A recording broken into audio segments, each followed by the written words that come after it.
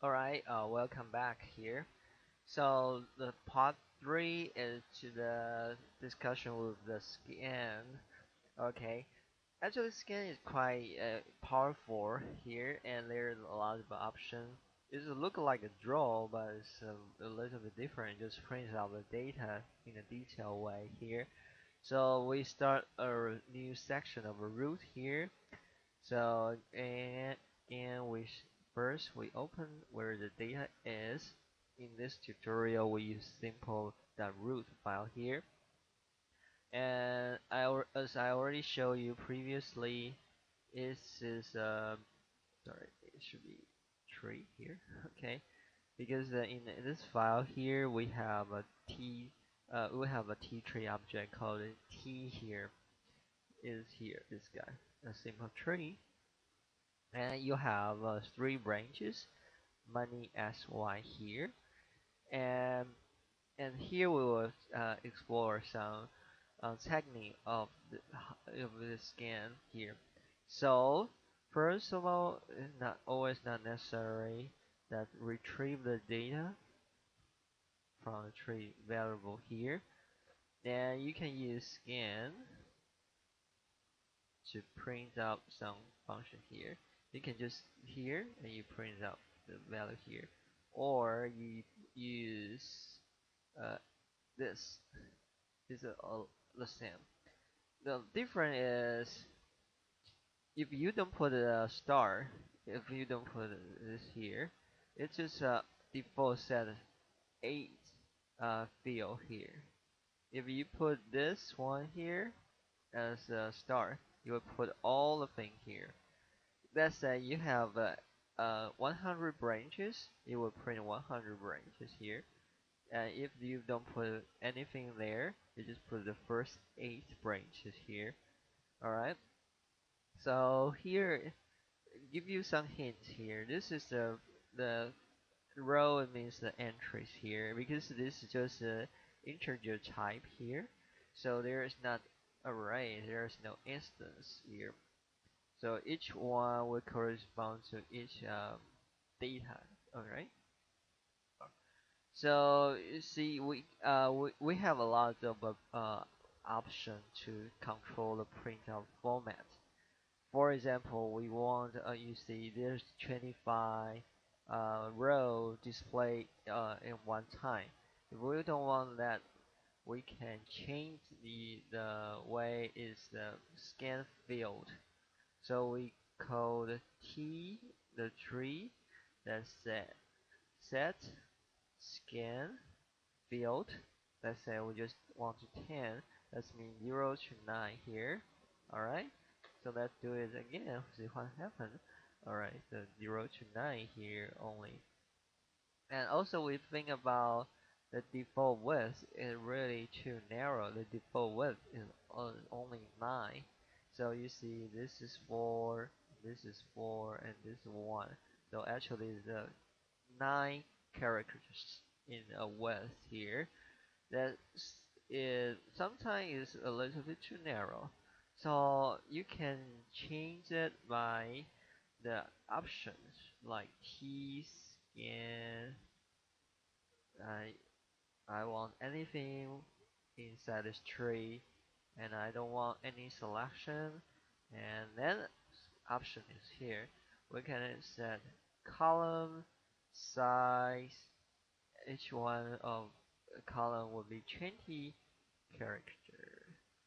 So now you see, okay, so it's a little bit too big here. So let's say it's 50. Okay, so you see this is wider. Okay, and each of them, the money X and Y, both of them is 15. But if I don't want that are equal, I can specify certain way. Like I don't use column size. That means all of them will be 15. I can use column equal to col equal to 5, 10, 15. So the first one will be just 5, and the second one 10, and this one 15 here. So you see this is 5, 10, 15 here. All right. So now you know how to control the scan field and the width. Now we're talking about the content inside here. Sometimes we don't want so many digits, so we want to set precision here. So the way to set a precision is pretty easy. Let's use something like size equal to 15 and just type in precision equal to 4. So let's see what happens. Alright, the precision 4 means you have 4 digits here. So here is 1, 2, 3, 4 digits with one decimal point here. Okay. Uh, so this is what you have. You put the precision 4 here. Actually, you can specify in more detailed way here. For them, you want all of them with just a one decimal point, not not this kind of format. Here, there is no decimal point, but there is one decimal point. It's not symmetric. So you can say I like scan everything, and I don't put any restriction, and I will specify column. The first one with the width equal to 5 and Europe and fix you will know what is that later. Then width is 10 and 0, that is no decimal point here, and 15 0. Excuse me. Alright. Alright, so that's what you have here. mm, Somewhat weird. Maybe I cannot put in space, sorry. mm, 5.05. Okay, this is normal. Alright. So that means that 0 means no decimal point. This is a fixed. Let's say if you don't put F, you will have funny things here. Yes, you will have some funny thing here. So you need to put an F. I'm sorry for that, but it's necessary. Okay, so that means that this F, you can think about like a precision. This means just a fixed zero precision, isn't it? This means there's no decimal point at all. So round up at the first digit here. Okay, so let's just try it. If we set it by 1. Okay, so you have one decimal point here. Okay, so because the first one we said width is too small, so you don't really see it. Alright, so one decimal point. Okay, here the 10 or the 5 here is the width of the column. Then this is the control of the precision here. Alright, so right now you understand how to control this part, the precision and the printout. Now we're talking about here is we do the scan it's from the first entry and print out the 10 because we set up the scan field as 10. How about if we just want to start from the 5 or from whatever? So we can use another option. So remember, this is the what we want. We want to print out all the uh, range, all the lead variable, the money SY here. This is selection, and this is the option for here. Then we have, let's say, we want to just print 3 entries and start from the index 0. Then you will see 0, 1, 2. The same, we want the 3 entries, but we want to start from 5. And you can see 5, 6, 7 here. All right. So now you know how to use not only here, but also where you start, where it's in here. Okay. So also you can have the function within the scan. Like I said that you can use log or you can use square. Okay, so they're supposed to know not very difficult to understand. So let's do it very quickly. Square, money. Okay, so this is the the original one. This is after the function to return the value of that thing here. Also, you can use logarithm. Oh, oh, oh, G. I think you need to do lowercase. All right, good. Okay, this time it did work. Okay, so now you know you can use a function here. Okay, so then the final part a little bit tricky because uh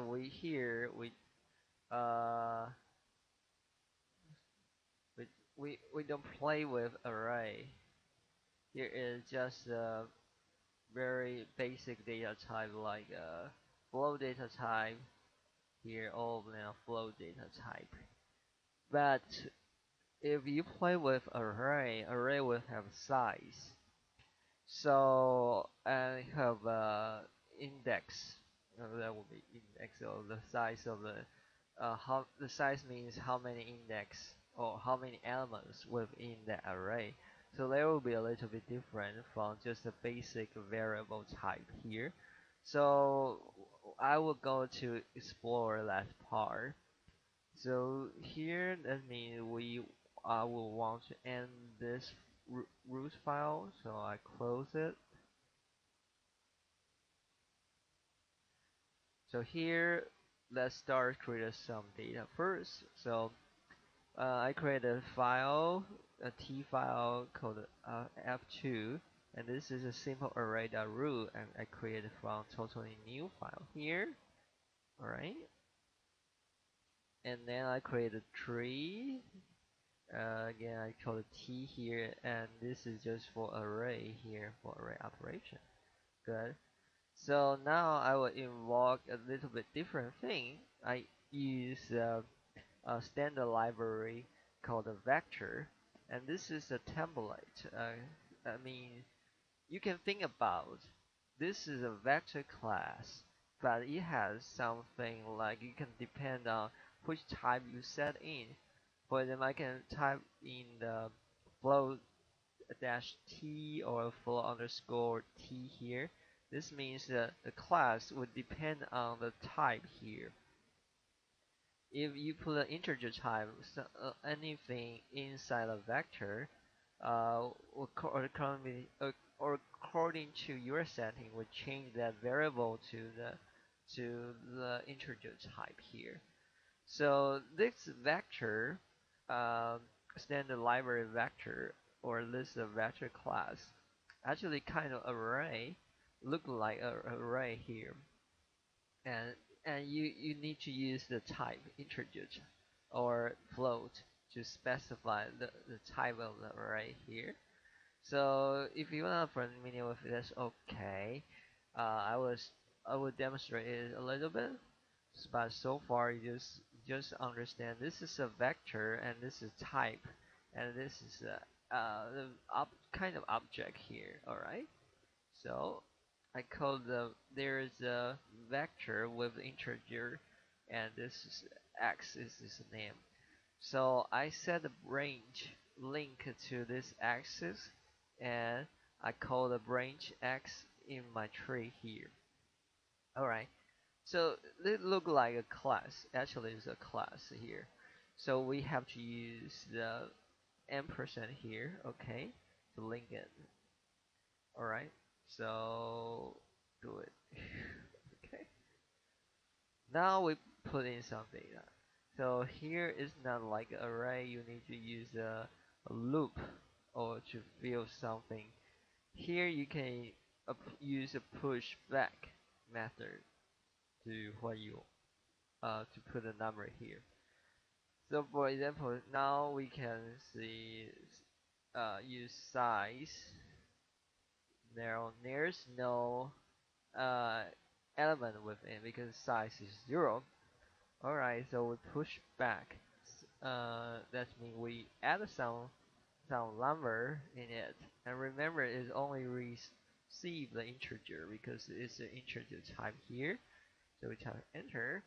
So x size would be 3 because we push 3 element in it. Alright. So you can see there's some notes here like push back into add elements, and size is return the number of elements. And if you want to see for example the first one, it should be you can use add method to 0 is 10 here, see, or it just look like array, so you can use the index here is 10 here, uh, because it overwrites the operator here. Okay, so when you type in it look like array, actually it call some function like add here, and more specific, but you don't need to really understand. Okay, so now I will fill in the tree by invoking in a fill method of the tree. So now we can see what happened to the tree is we have one entry here, and you can say scan. Alright, we have the first entry, we have 3 um, element. We have a one vector with 3 element here. Alright, so in order to fill another one, I have to clean all the entry before, so I use clear. Now size of you have 0. Okay, no element with.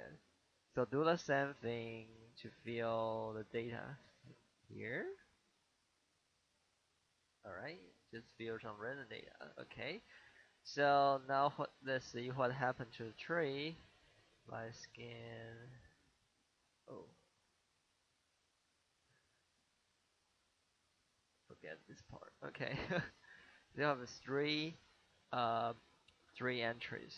The first entry has 3 elements, and you have this, and this for the second entries, and this is for the third entries. Alright, so you got some idea about how to use a vector to create this the different size of the elements. Okay, it's very hard to say.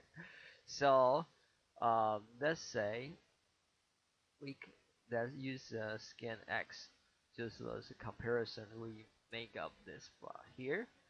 Alright, then we have special variable called the entry, then is a dollar sign here. This represents the current round number. This entries, the Perl term, return the total round number.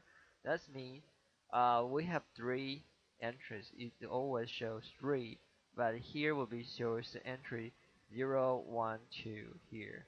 So obviously it's very easy to understand, like this get entries method in the tree is exactly the same thing. So let's just apply with it here.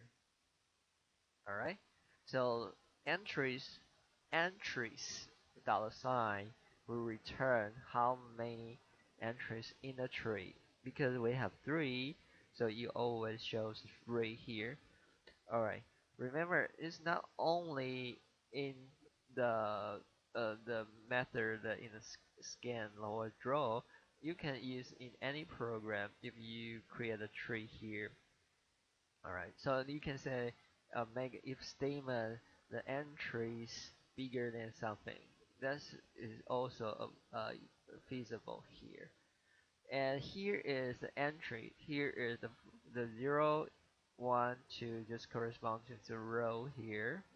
Nothing fancy. It just tell you here is the first entry with index 0, the second entrance with index 1. That is this part is relatively easy to understand. Alright, so let's see another thing here. Okay, so actually basically there are four special variable for the array, and you have the choices of length, dollar sign, and it's a function of it. So you have to put parentheses, then put some element or some formula, whatever you want, and you will return the size of that one. And iteration return the current index. This will be the instance here. Okay, this is the entrance, this is the instance, and it will correspond to iteration here. So let's say, let's play with it a little bit. So the first one we plot the length. Let's say the length will be 3 for the first entry because it will 1, 2, 3 element. Then it will be 1, 2, 3, 4, 5 for the second entries. Alright, so let's say, you see here. So this kind of a size of size, I mean uh, here of the x here, because remember we have 3 for the first one, so the x, you call the method size, it will return 3. So the length of the x is 3 here. The first one is 3, second 5, the third one is 1, 2, 7. Okay, sorry. This is very obvious. It's 7 there. So this tell you the length of this array here. This is the entry number. Is identical to here, the row here. Alright? So let's plot something more interesting thing here, like the length and iteration. Alright, iteration here will be identical to the instance number here. This means we have 3 elements within. So the first element is index 0, second is index 1, then the final one is index 2 here. It's just very straightforward, okay? So you can have some technique. Like I would like to plot the first entries, then then that, oh, not the first answer, sorry, whatever entrance, then it called I here, then I use that index +1 and +2. Okay, I know it's a little bit hard to explain by words, so let's see what happened here. So you put this way, you remember x is a vector, and this vector is similar to an array, so you can use like a index here. Okay, so here we are. So if the first one index I is 0, so I is 0, so I plus 1 is 1, I plus 2 is 2 here, so you will print out the 0, 11, 2 here, 0, 11, 2 here. The second one is index 1, so this is index 2, but because we have no index 3, so this will be blank here. So this is index 3, this is the end, so there is no 2 here because we added by 1, so this will be the overflow of the array, so it will be blank there. Alright, so there is nothing. Okay, here. So sometimes it's quite useful to plot this, so you will know the correlation between the two elements within one entrance here. Okay, so if you want to just plot the first one, you can specify as the index 0, and the final one is the length -1. All right, so let's do it. If you want to plot the first and the final with something variable in. Okay, all right. So the first one is always here, 10, 10, 10, 10, 10. The final one is 12, 12, 12 here. the x we don't put any bracket. It means that this I here or iteration is will uh, vary with instance number here. Okay, so the second thing is similar. Is just 9 is the first entries and 777 is the final entries here.